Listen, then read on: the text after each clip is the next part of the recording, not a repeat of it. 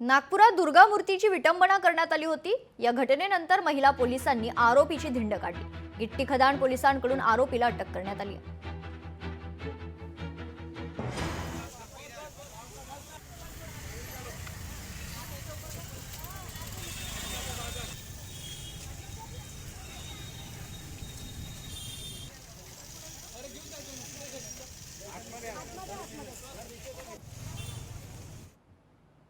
तर त्या अनुषंगाने पोलीस स्टेशनला आपण त्याच्या विरोधात गुन्हा दाखल करण्यात आलेला आहे।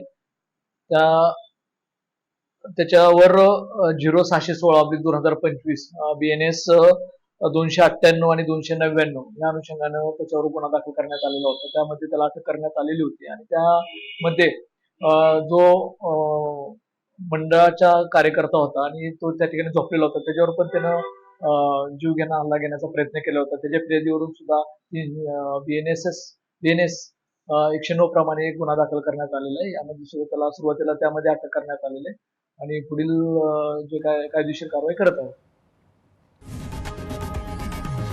लोकशाही मराठी ऐका, पहा, जागरूक रहा।